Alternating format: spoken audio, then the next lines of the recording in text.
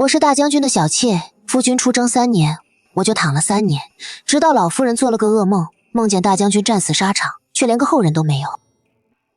快送人去前线，留下血脉！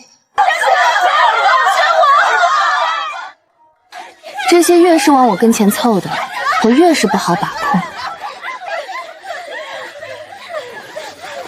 就你了，你换好衣服，跟我去前线。啊，我不得已，我只能跟着主母赵氏去往前线。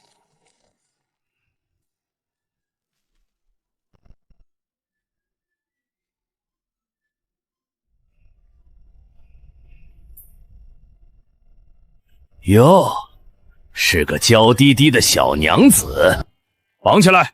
那几个小子的皮相也好，一起带回去。大哥，麻烦你们绑的时候轻点儿，我会积极配合的。这小娘子怕不是个傻子？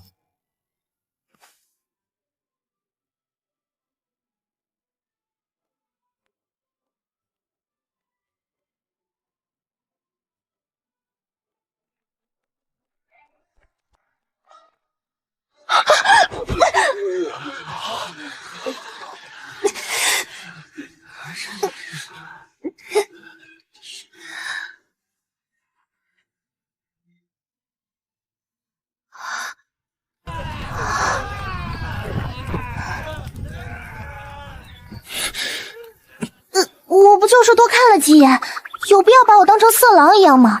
怪伤人自尊的。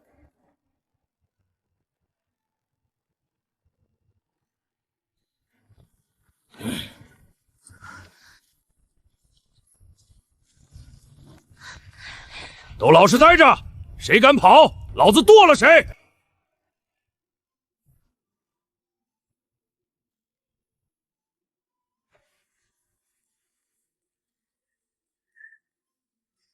想不想逃出去？怎么？你有办法？有。哦，你别不信啊，我真有办法。我不只能带你出去，还能让你发大财，你信不信？这地下2尺是一个古墓的耳室，你信吗？你刚才说什么？黑漆漆的，你直接就抓住了我，你是练家子？我的确去学过几年功夫。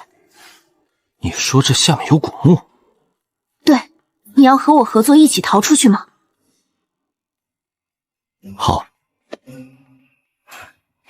我在下马车的时候，顺便观察了一下这座古庙的地理位置。从堪舆学来说，这里不应该是建寺庙的地方。堪舆学？风水，就是你们平常说的风水的意思。你年纪轻轻，还懂这个？略知一二，不算很懂。继续说。寻龙千晚看缠山，一重禅室一重关。关门若有千重锁，定有王侯居此中。从堪舆学来说，这个位置应该有一座大墓，而现在这里居然修建了一座寺庙，这就说明修建寺庙的人对这个大墓的主人深恶痛绝，不惜建一座庙宇来不受控制的阴魂。我们花费这么长的时间，却寻不着的地方，居然被这不起眼的少女一语就道了出来。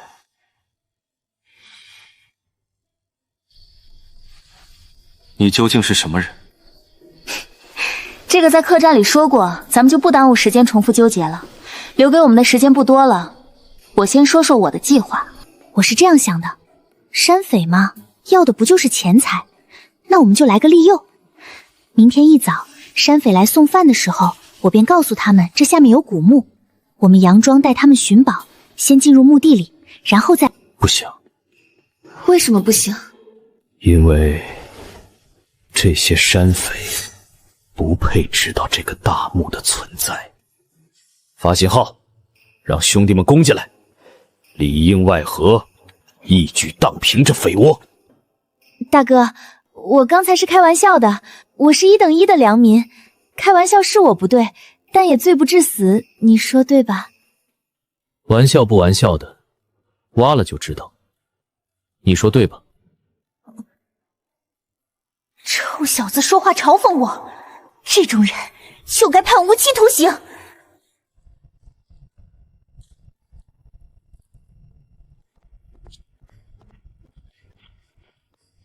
匪徒共计73人，就地斩杀46人，活捉27人。派10个人处理尸体，20个人押送匪徒回城受审，另5个人送肉票下山。是。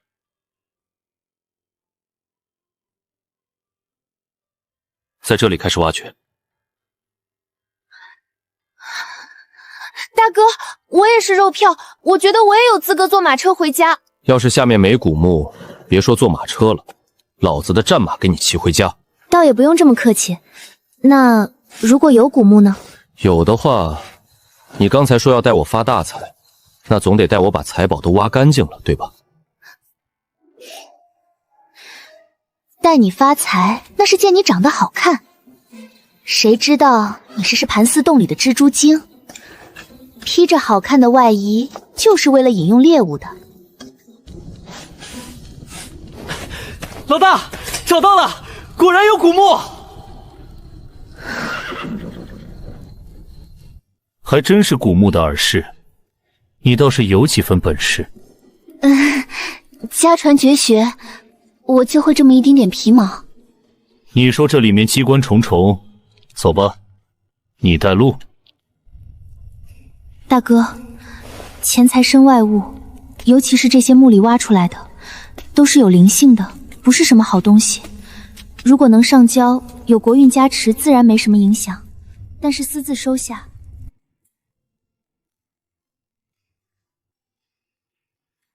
你的废话一直是这么多吗？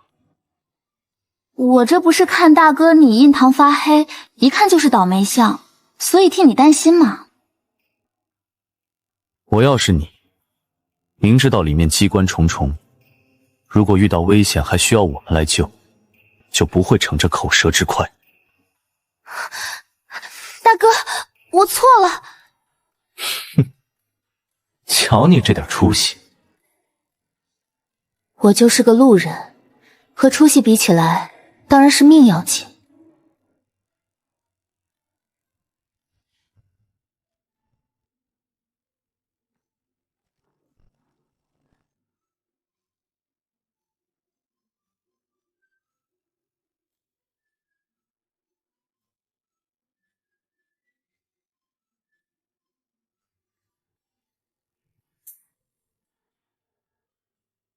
把东西搬回去搜，图纸应该就在这间墓室里。是。财宝都在这儿了，我算乖乖的完成任务了吧？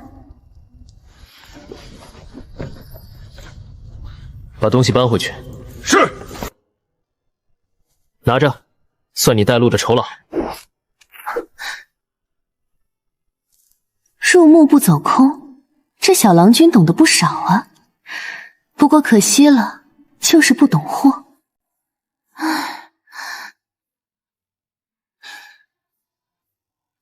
果然啊，帅哥都上交国家了，衣服下面肯定有8块硬邦邦的腹肌。老大，我觉得这个姑娘对你有意思。你有这闲工夫，不如再去墓室里再找找。按理说东西应该在墓室里才对。兄弟们已经找遍了整个墓地，都没找到图纸。你说这云侯墓里真有那图？金银财宝皆在，说明这墓没被盗过。继续找，那东西绝不能落在漠北人手中。是。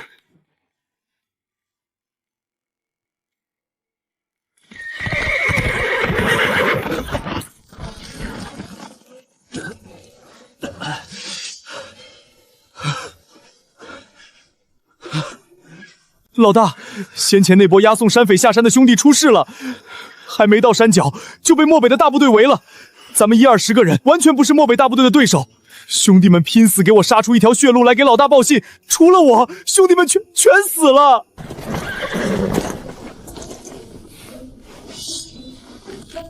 漠北来了多少人？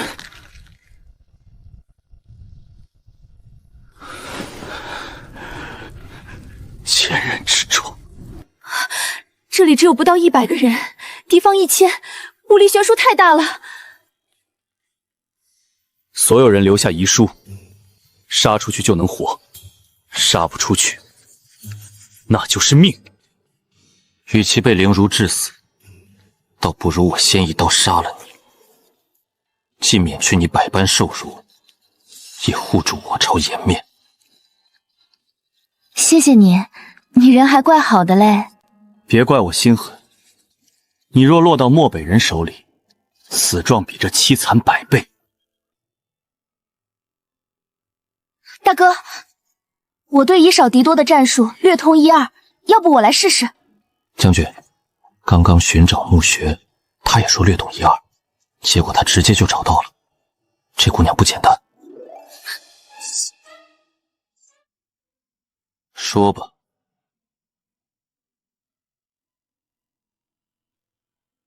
以少敌多的良谋，无非是扭转不利站位，寻求生机。有外援时可调虎离山，声东击西；没有外援就分而化之，夹缝迎敌。你一个后宅女子，怎么知道兵书里的策略？略通一二罢了，这个不重要。我问你，以你们的实力，可以对付多少漠北人？咱们边城将士以1敌3，自是没有问题。咱们顺风位可以先用火攻，再用财宝把敌人吸引到4个方位，选8人分4队，带着财宝分开逃。敌人分开之后，剩下的人选敌人少的一条路杀出去。不过作为诱饵的这8个人极其凶险，怕是有去无回。我要做诱饵，我要做诱饵，我去，送我一个。你们几个负责做诱饵，你们的家人，我会好好善待。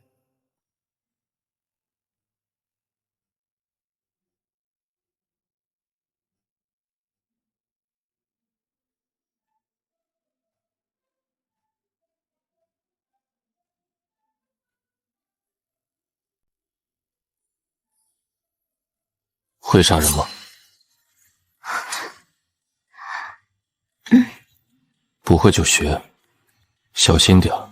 这匕首是给你杀人用的，不是让你自杀的。哦，大哥，如果我们杀出去活下来的话，这把匕首就是我的了吗？哼，想要？要不这样，你亲我一下，这匕首我就送你。还有这种好事？不但能轻薄帅哥，还能得到宝物。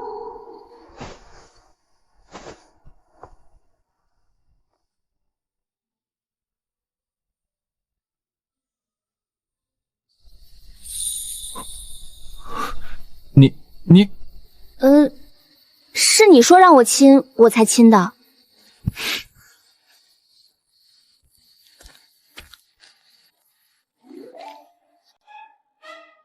一会儿趁乱把那丫头杀了。将军，您刚才不是说那姑娘是个人才？您还说这姑娘会定穴寻墓，留着她还有用。将军，一个大老爷们儿被姑娘亲一口，多大点事儿？将军，难不成你以前没和姑娘亲过嘴？胡说八道什么？老子后院17、18个女人。倒也是，将军府里那么多小妾，将军肯定身经百战。那当然。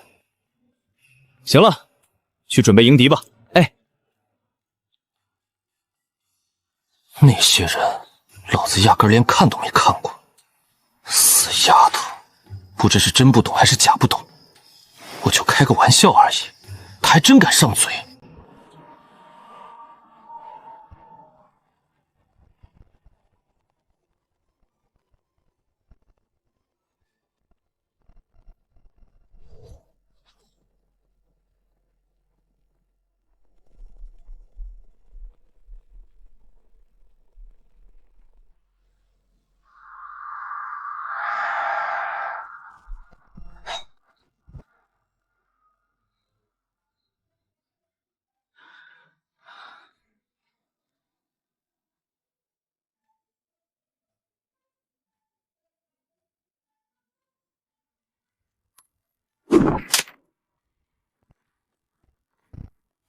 那时候我还不明白他为什么要把剑留在这里，直到3年以后，他踏破漠北人的王庭，专程回来收回这把剑，我才知道，原来这把剑就是他誓要报仇的诺言。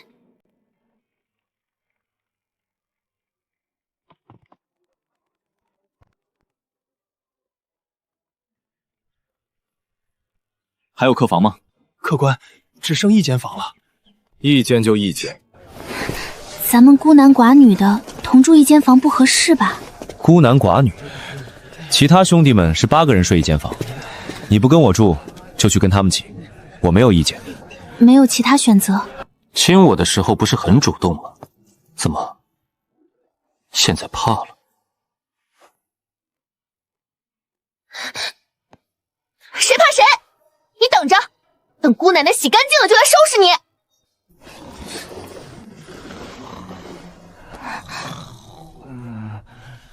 实在不行，认怂就认怂，认怂和吃亏比起来，当然认怂更有性价比。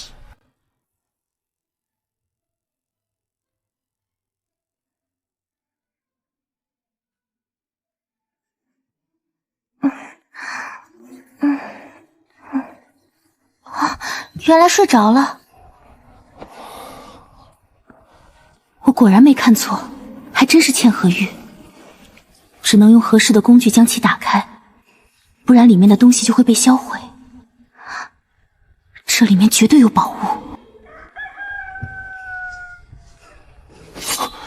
我竟然睡了1整天。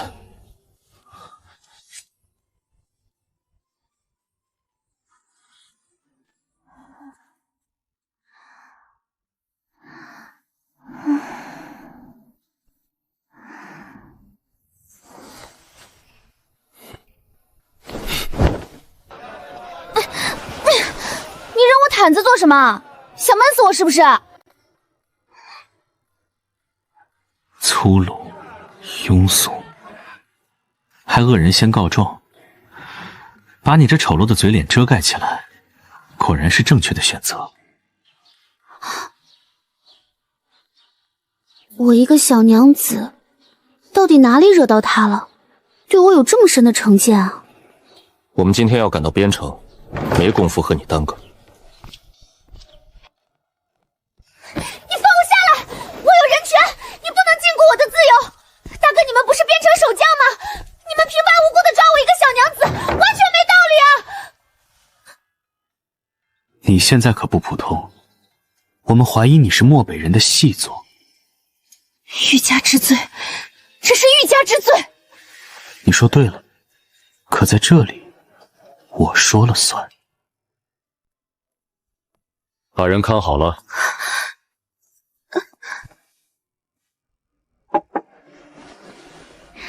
他是你们的头头吗？什么职位？叫什么名字？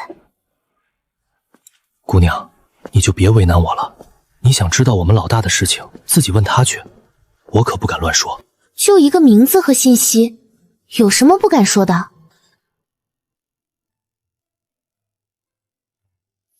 还是军师说的对，唯小人与女子难养也。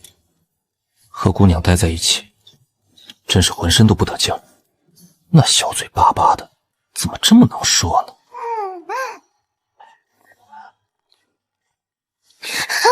我是边城守军里的校尉，我姓沈，名牧。以后你想知道什么，直接问我，用不着我手下的人套近乎。谁套近乎了？你打听我的信息，是不是对我有什么想法？不止，我还想知道沈校尉，你肚子上有几块腹肌呢？你跟姑奶奶斗，你还嫩着呢。切，长得不错，可惜性格太差。不过没关系，路还长着呢。天黑前必须赶到边城。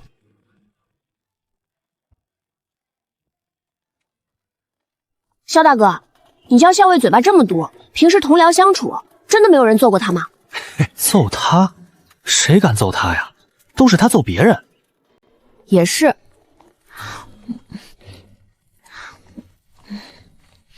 这年头都是怂的怕横的，横的怕不要命的。你叫校尉这脾气，正常人应该也不会和他正面冲突。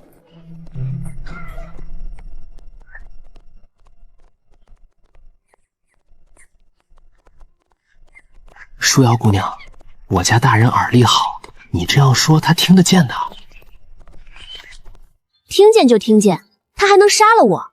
萧卓大哥，你就不用吓唬我了，我又不傻，你叫校尉留着我，还真把我当戏做呀？不就是看我有利用价值才留着我吗？我都懂，你说对吧？这姑娘简直和我家军师一样聪明。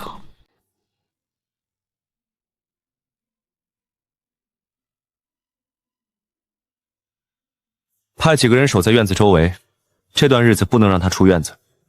除了不能出院子，其他的，他有什么需求都可以依他。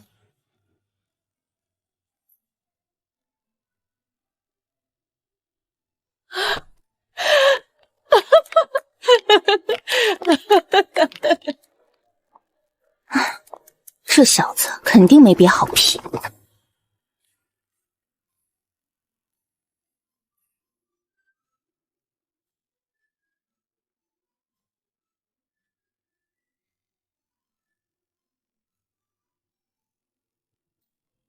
亚婆，这怎么看起来是喜被啊？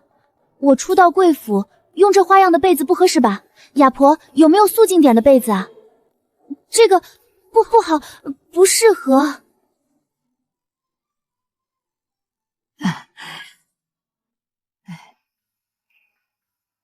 沈墨，你够狠！哎，算了，只是一个被子而已，没有实际意义。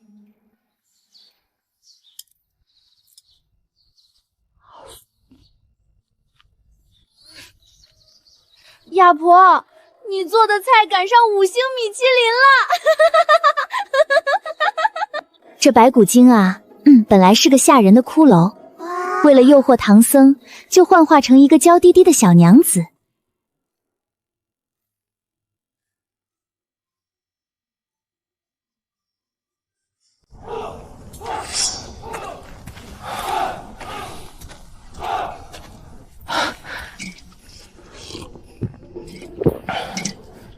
那丫头这几天什么反应？你要听实话吗？你要想再去演武场上练2个时辰，也可以说假话。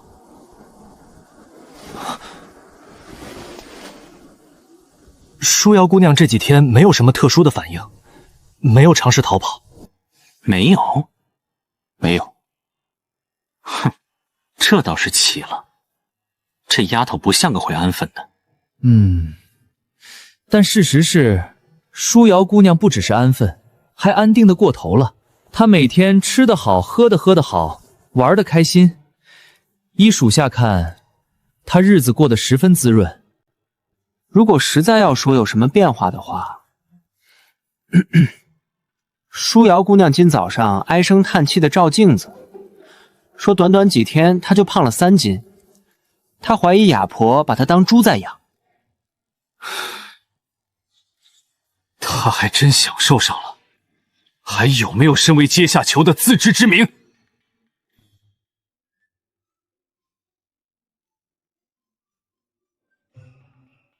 老大，你去哪儿？去杀猪。杀猪？那小娘子要是知道将军这么说她，怕是又要炸毛了。这是老婆。食色性也，我也算完成了人生的第1步，只可惜在院子里出不去，否则第2步的阶段性计划我也不是不可以开始。果然是商贾小妾，脑子里不是吃就是色。贪吃我承认，但是色那绝对是造谣。我就多吃了你几碗饭而已，怎么，你还要和我算账？你别忘了，在山里的时候，我给你们找到的那个古墓里，随便一件东西都够我吃好几年的。是我失策了。亚婆性格刁钻，向来不好与人相处。我怕她过于刁难你，所以才跟她撒了一个小谎。没想到却弄巧成拙。亚婆这么慈祥温和的人，怎么可能不好相处？她可没有你想的那么简单。你可知道我是怎么跟她说的？我又不傻，第一天就猜出来了。哦，第一天晚上，亚婆给我拿了喜被，我起初以为是她搞错了，后来她对我的态度恭敬又怜爱，我稍一琢磨就猜出来了。你呀，肯定说我是你欢好的小娘子，对不对？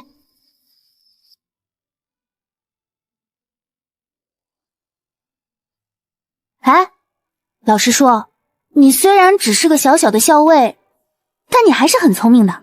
你把我禁锢在这里，肯定是有大用，没准我的作用还会引来其他势力的觊觎。你既要控制好我，又不能让其他势力注意到我，用这种男女之间的关系来安置我，成本低还避人耳目。小伙子，你心机不错。你到底是谁？我是许书瑶啊，不过就是比一般人聪明许多而已，小意思啦。我如今是砧板上的鱼肉，不再是将军府小妾。这时候我不但不能藏拙，还要尽量表现出价值。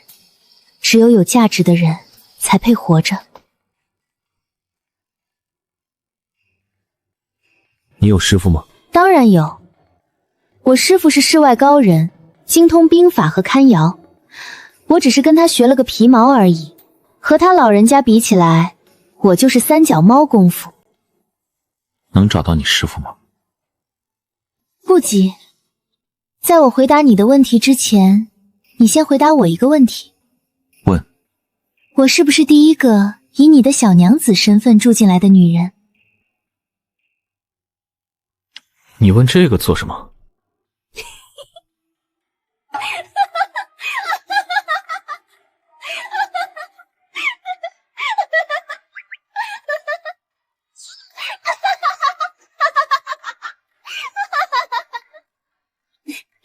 好可爱。商贾小妾，果然恬不知耻。该说不说，口嫌体固执的男人还真挺好玩的。哼，敢骂我恬不知耻，真正恬不知耻的事我还没做呢。下次再骂我一句，看我不把你给撂到手。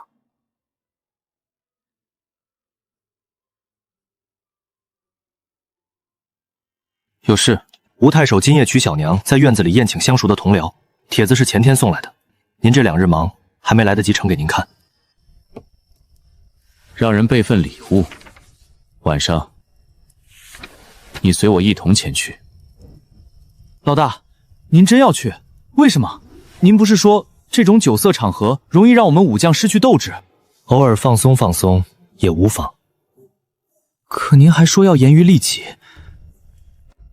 我还说过，将士首要遵守的规矩是服从命令。属下不敢。这白骨精啊，本来是个吓人的骷髅，为了诱惑唐僧，就幻化成一个娇滴滴的小娘子。舒瑶姐姐，你给我来一下。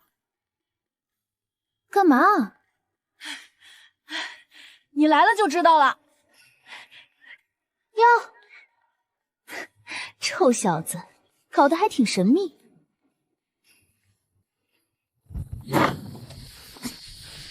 舒瑶姑娘，校尉让我来接您相聚，跟我走。相聚，这说法倒是有些意思。女子以夫为天，舒瑶姐姐，你要多顺着点校尉大哥，男人都喜欢乖巧温顺的女人。一个孩子说这种话，怎么有点别扭？萧卓大哥，在外面请您多照顾一些舒瑶，如果方便的话，在校尉大哥面前多替舒瑶姐姐美言几句。等我将来从军拿俸禄了，一定好好孝敬您。老大从来没告诉他们真实身份，每个月都来看望他们，怎么没见他们这么贴心的对待老大？怎么这个许书瑶才来几天，萧渊居然为了他，都跟我讨要起人情来了？到了，书瑶姑娘，咱们到了。书瑶姑娘，这就到了。心真大，这种情况下还能吃能睡。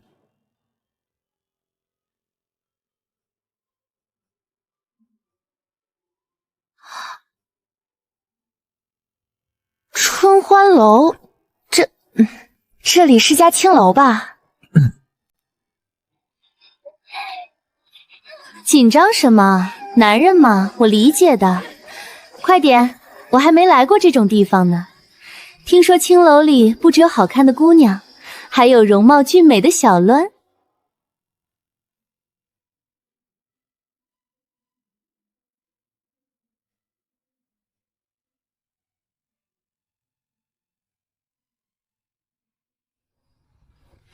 相公，我亲爱的小相公，我来啦！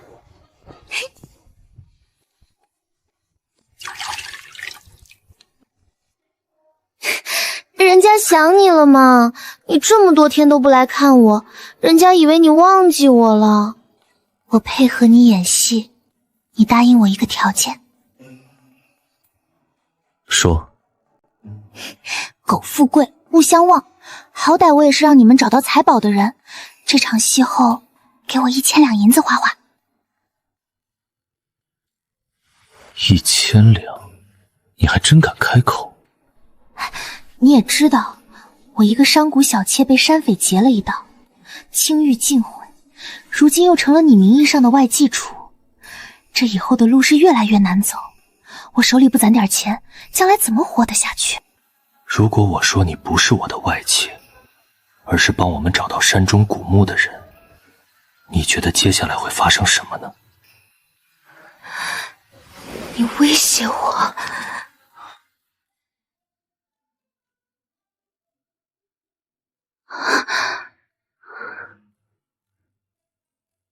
合作而已，所以100两，要不要随你？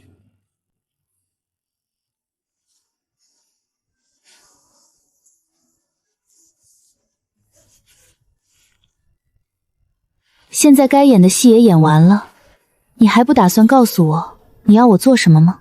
现在告诉你也不妨。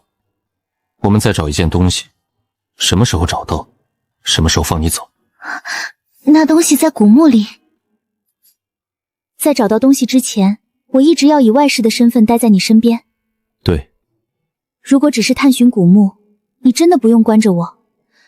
而且，这样短时间还行，时间长了肯定会引起别人怀疑。所以，你直接用我的软肋来控制我吧。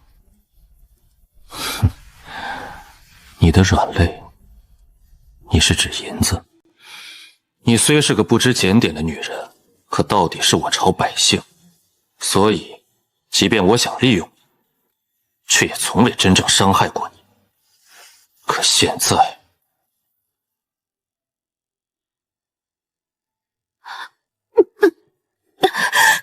你给我吃了什么？一种慢性毒药，你乖乖听话，事成之后我给你解药，否则后果自负。你也别怪我，我没工夫和你胡闹下去。你好自为之。走吧，回去了。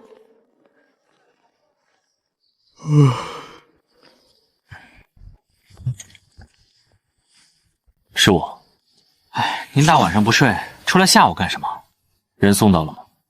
送到了，我亲眼看着他回的房间。路上他有说什么吗？舒瑶姑娘和去的时候一样，路上一直在睡。有时候我还挺羡慕舒瑶姑娘的，完全不认床。将军，您还有什么想问的吗？如果有个姑娘突然亲你，你会怎么办？舒瑶姑娘又亲你了？我是在问你。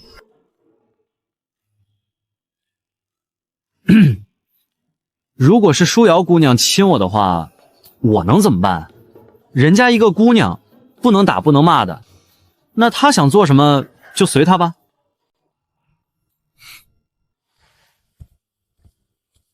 明天给她送100两银票去，门口的守卫也撤了。对了，背后嘲笑本公子，罚月钱1月。别啊，公子，你怎么这么小气？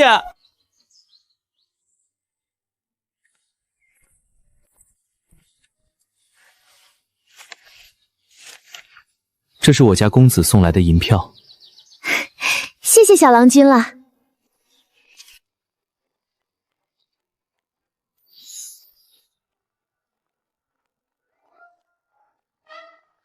这个好吃，小远你要不要尝一口？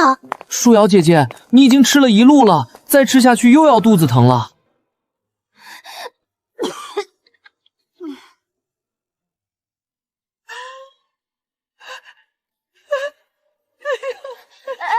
吃太撑了，我不是你以为的那样。夫人并没有怀孕，日后不可暴饮暴食。哼。跟着大夫去拿药，回来煎给他喝。嗯。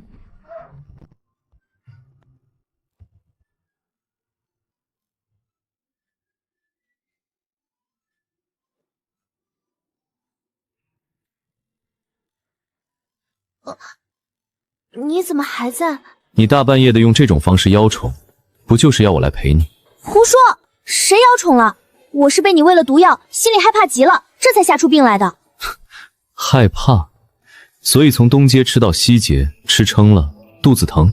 哼，没听说过化恐惧为食量吗？我是越害怕越想吃东西，谁知道身体里的毒什么时候发作？万一我突然暴毙了呢？总不能做个饿死鬼吧？有时候我在想，你这颗脑袋里到底装了什么东西？为什么想法总是和其他人不一样？哼，尤其是这张嘴，巧舌如簧，这么能说会道的，怎么就没得到你家夫君的喜爱，抬你做正头娘子呢？如果不是哑婆，你以为我愿意留下来和你这个不知廉耻的女人独处一室？你敢骂我不知廉耻？狗东西，你不讲武德！天一亮就不见人影，狗男人果然不讲武德。大夫说要想早日怀上子嗣，还得仔细调理身体，最好每月喝一副药，也可以去城东娘娘庙上一炷香。大夫还说了，等孩子生下来之后，要多吃鸡医汤和猪蹄汤，这样才足。要是不够，哑婆说她有个偏方，发奶水。我出去走走，消消食。好，阿木哥说以后不管舒瑶姐姐去哪里，我都要跟着照顾你。快点快点，去晚了就没位置了。你慢一点，我都快跟不上了。话说咱们边城守军被漠北人围困山上，我方将士不到100人，而那漠北敌军远超1000人之众，他们用心险恶，给我们来了个瓮中捉鳖。就在这危急存亡之秋，我们的守将韩将军心生一计。只见那敌将一刀劈来，萧校尉不退反进，千钧一发之际。舒瑶姐姐，这说书的就是讲的阿木哥哥，我都听好几回了。阿木哥现在名声都快赶上萧大将军了。那不就是我名义上的夫君吗？这个萧将军也很厉害吗？非常非常的厉害。在萧将军来边城之前，我们被漠北人揍得可惨了，每个村子都被漠北人抢过，死的人更是不计其数，就连城里都被漠北人杀进来过2回。听说当时血流成河，掩埋尸体就花了10来天。是萧将军带着兵马将边城抢了回来，还把漠北人赶到了城外100里。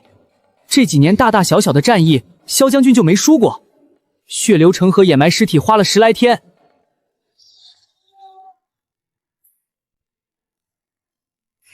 那你觉得是萧大将军厉害，还是你阿木哥厉害？必须比个高矮。那还是萧大将军厉害一点吧，毕竟他救的人多，是整个端朝的大英雄。你别忘了，我是喜欢你阿木哥的，所以我当然是觉得你阿木哥更厉害啊。可以啊，这才多久就把小娘子哄得服服帖帖的。你做萧大将军的时候一直戴着面具，不以真面目示人，全靠身上大英雄的光环才让边城里的姑娘们对你心生爱慕。怎么样，现在被一个小校尉比下去了，什么感受？这难道不是说明，不管我以什么身份出现，姑娘们都更喜欢我。阿木哥，好人家的女儿不会随随便便把喜欢2个字挂在嘴上，以后在外要注意言行。不愧是你干儿子，你看看我们2个大活人站在这儿，他就看得见你一个人。小萧渊，你是看不到你硕哥？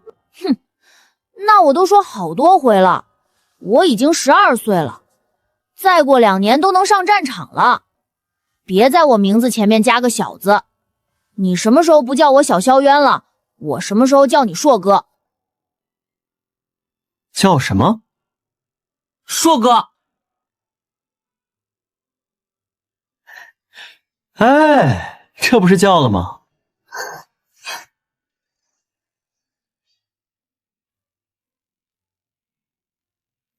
我叫秦朔，是这城里的首富。你就是弟妹吧？以后阿木这小子要是欺负你，你尽管给我说，我保准给你出气。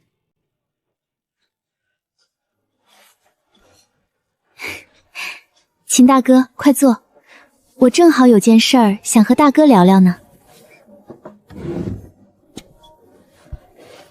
哦，相公，你别不好意思啊，我一看秦大哥就是好人，咱们遇上困难了，秦大哥肯定会帮忙的。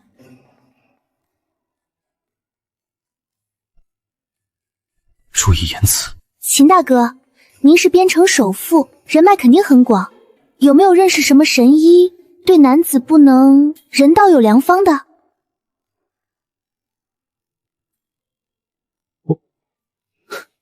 弟妹你放心，这件事儿包在我身上。你也是，这种问题怎么能讳疾忌医呢？还让弟妹来跟我开口。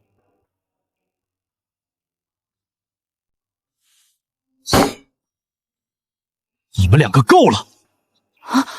你去隔壁商铺买几样点心，一会儿给亚婆带回去。嗯。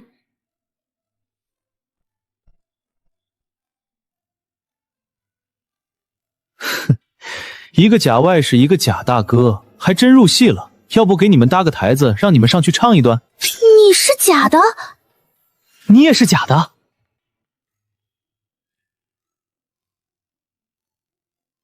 你不是说要带我去见一个重要的人？现在和舒瑶姑娘打完招呼了，我们是不是该去办正事了？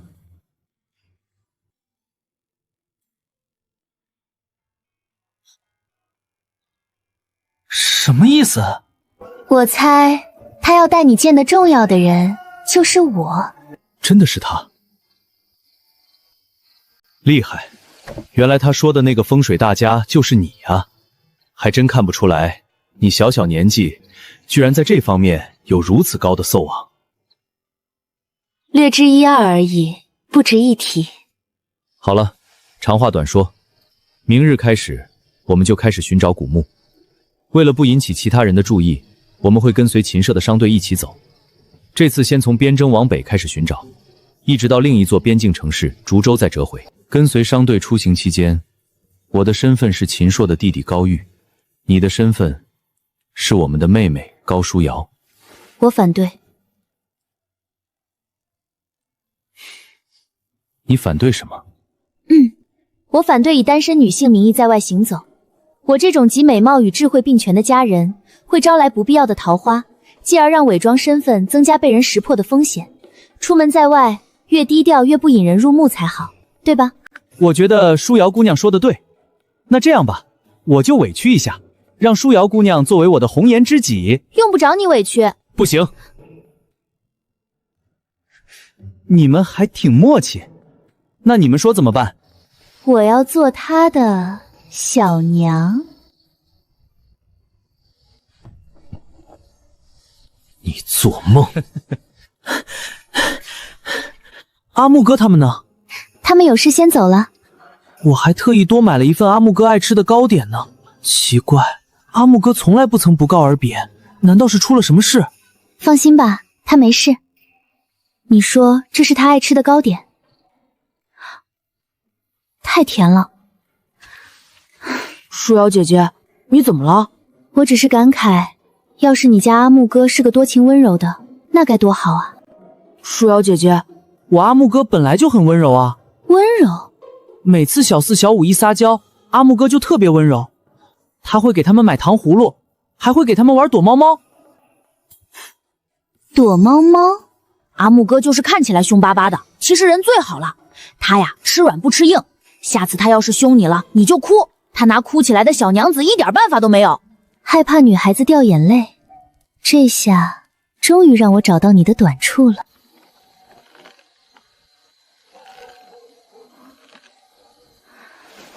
如今也只能走一步算一步了，只希望他能说话算话，事成之后放我自由。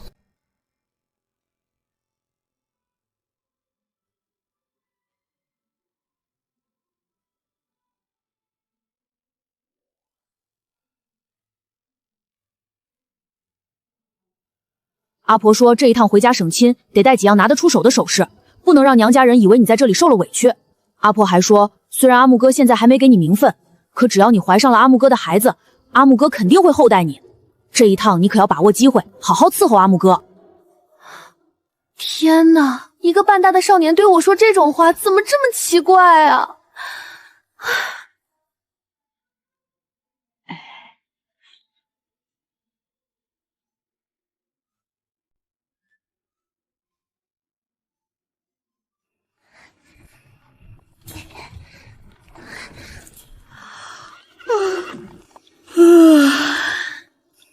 相公，我困了，眯一小会儿哟。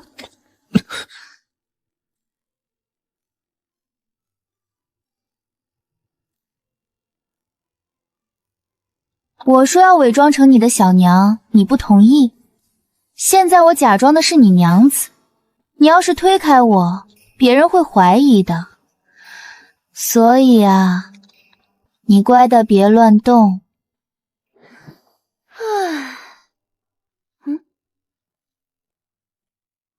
阿木人呢？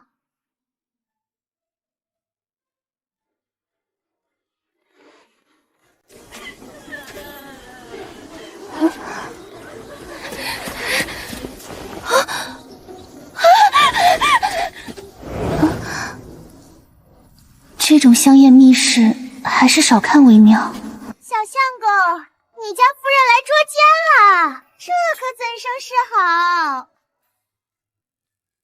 这是在说我吗？原来阿木喜欢这种身材的。夫人，你听我解释。好你个负心汉，居然背着我在这里和这个老太婆不清不楚！老太婆，你个小丫头片子嘴巴这么毒，看我今天不撕烂你的嘴！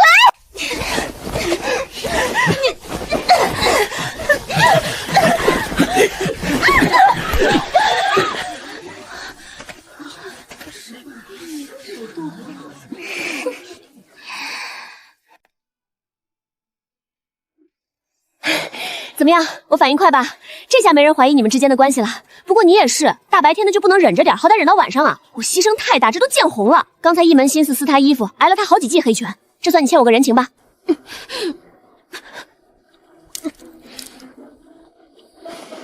人，夫人，你以为我和他是什么关系？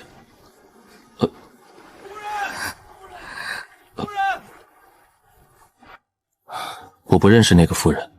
是他自己找到我，然后就这些走南闯北的商贩放纵惯了，路上遇到看顺眼的，只要你情我愿，就会来一场露水情缘。这种女人叫露水娘子。理解，该说不说，就你这相貌，肯定有很多露水娘子瞧上你。不过既然有露水娘子，那有没有露水相公啊？我也挺好看的，万一有露水相公看上我，而那露水相公又有8块腹肌的话，我怕我经受不住诱惑啊。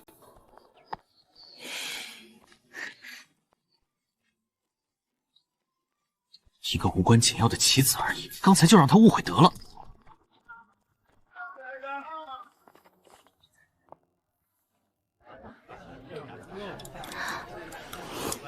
那个露水小娘子呢？秦朔把人打发了。怎么打发的？这些小商贩跟着我们高家的队伍出来，也是想得到我高家的庇护。既然得罪了我兄弟，那自然是赶走了。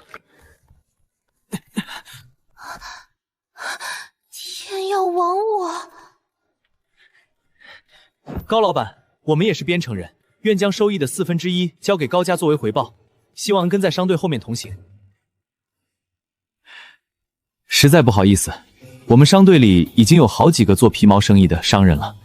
出发之前我们就说好了，商队里不再增加卖皮毛的商贩，所以你们还是另外找商队吧。好的，那我们就不打扰了。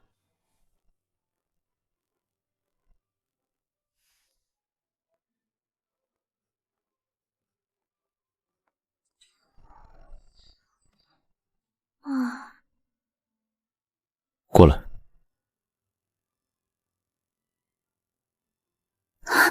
轻点儿。娇气，我已经很轻了。身上还有其他伤吗？没有。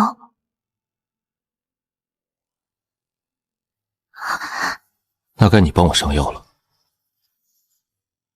这里被抓伤了，快一点。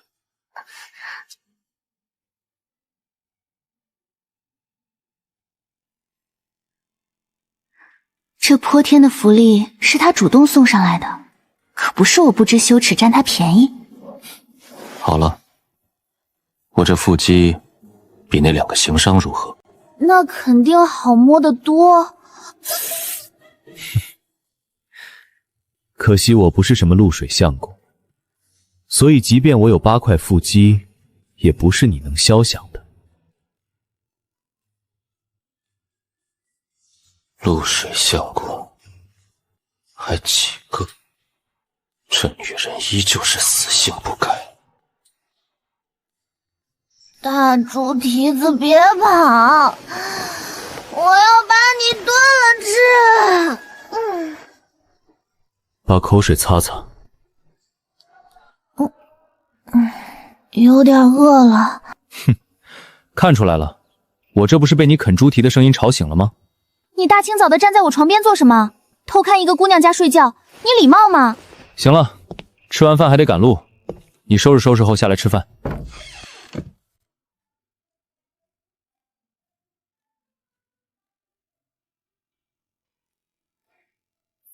还好，我年纪还小，正在长身体，吃的比平常人多那么一点点。我还是第一次见有人把贪吃说的这么清新脱俗的。秦大哥，你家里有妻子吗？自然有。你问这个做什么？唉，没什么，就是觉得物以类聚，人以平分这句话有时候也不对。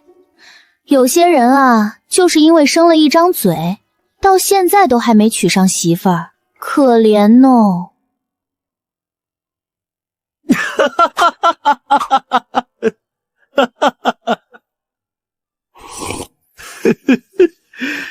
来，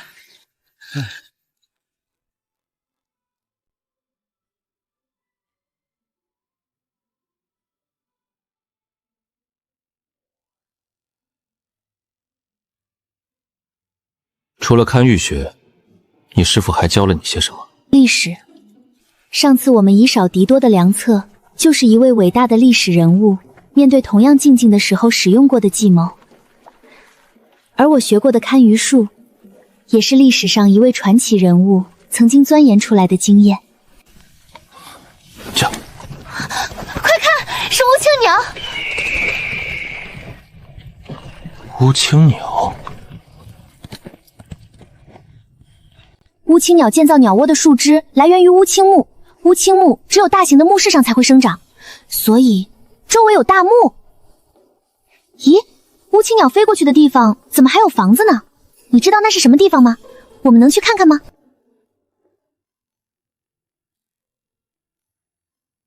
那是送子娘娘庙，你确定要去看看？你该不会以为我假公济私，假装发现了古墓，实则是为了去娘娘庙上香吧？当然，肯定以及一定不是。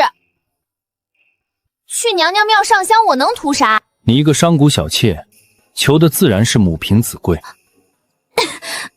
就当是我想去上香吧。就这么想要怀上你家夫君的孩子？相公，我错了，你别摔死我呀！我不生孩子了还行不行呢？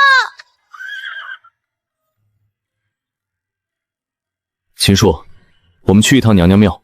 去吧，回头也帮我给送子娘娘上炷香。我这年纪也该喜得麟儿了。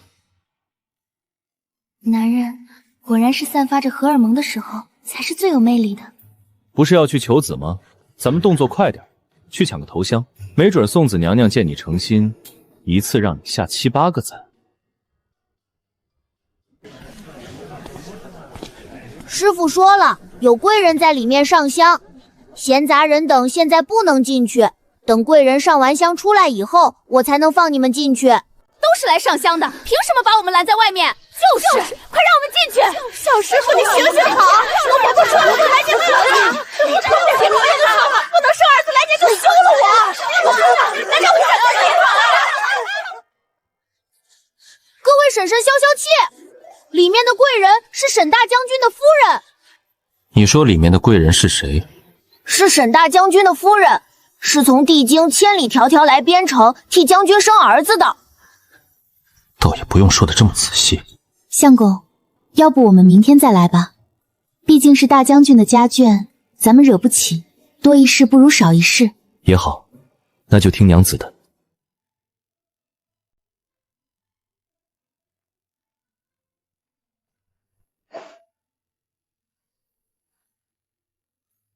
怎么这么快就回来了？娘娘庙里有贵客上香，现在进不去。贵客？萧将军的夫人在庙里。哦，谁？如果是将军夫人的话，咱们避避也是应该的。沈校尉，说起来，这萧将军正是你的上法吧？对。萧将军为人怎么样啊？脾气好吗？好不好说话？这个问题很难回答吗？我和萧将军不熟，你问他。你觉得我脾气怎么样？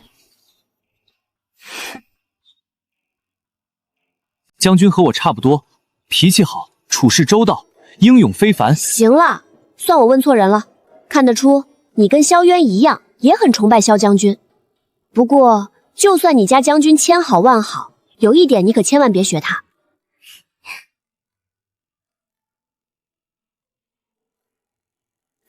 好色！你们别不信，我告诉你们，那萧将军家里的女人可多了。听说啊，最少这个数。好色的男人容易肾虚，肾虚之后哪有力气拔剑杀敌？从长远来说，我是不看好萧将军的。小伙子，你努努力，万一哪天萧将军那啥了，你就是下一个大将军。我饿了，去吃点东西。你好好体会体会我说的话吧，都是为了你好。我的个乖乖，这是哪里来的姑娘？说的也太有道理了。咱们相交多年，我都不知道原来你肾虚。我那个将军夫人你安置在哪里了？怎么人到了娘娘庙你都不知道？就没见过你这样的，自己的夫人连看都不看一眼就扔给我。幸亏我为人正派，兄弟的女人我绝不会多看一眼。废话真多。人是你正头娘子，我能怎么安置？把人恭恭敬敬的迎进你后院了啊？怎么都这么多天了，你没去见过？牛！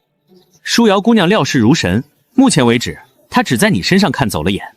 你呀，哪里是好色，分明是个柳下惠。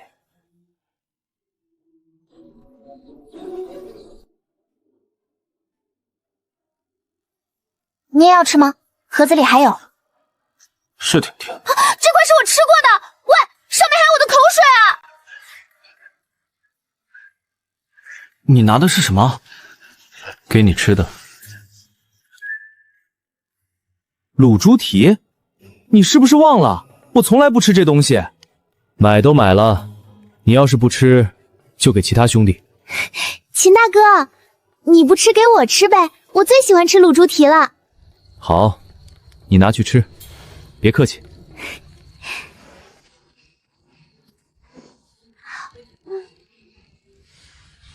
我说你是不是看上许舒瑶了？不是，我就没见你给哪个姑娘买过吃食。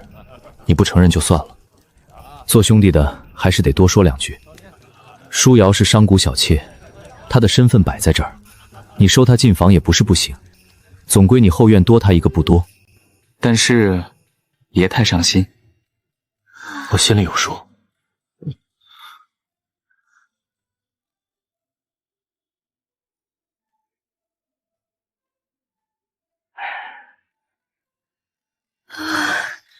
商队继续往前走，我们抄近路去娘娘庙，办完事后在下一个镇治会合。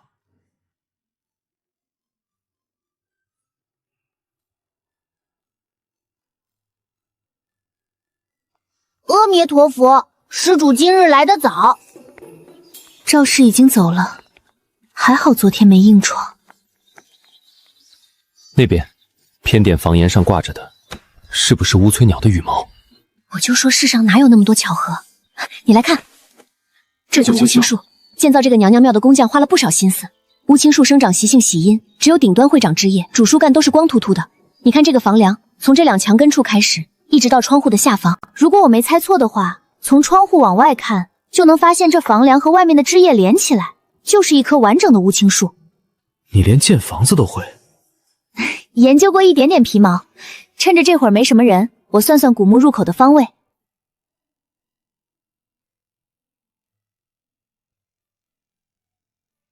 说起来这事儿也挺有意思的。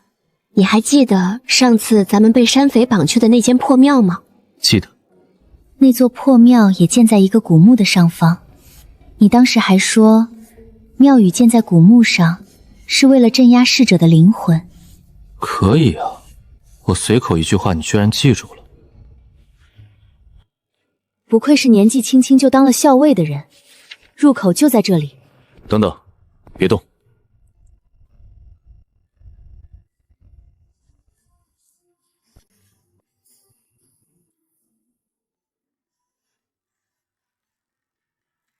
是蛇！蛇！蛇！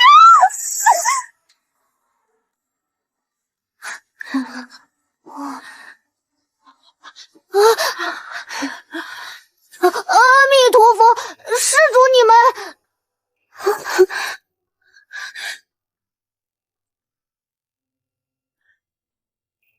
别抬头。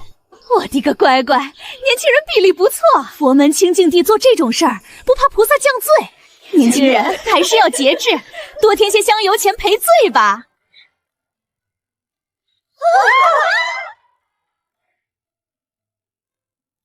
可以下来了。刚才谢了，多亏你反应快，否则我丢人丢大了。古墓的入口就在这个蛇洞的正下方，这是有多大的仇啊！不但修建寺庙镇压，还引乌青鸟和黑蛇这些生灵来祸祸这个地方。反正我们已经扰了佛门清净地，不如干脆扰个彻底。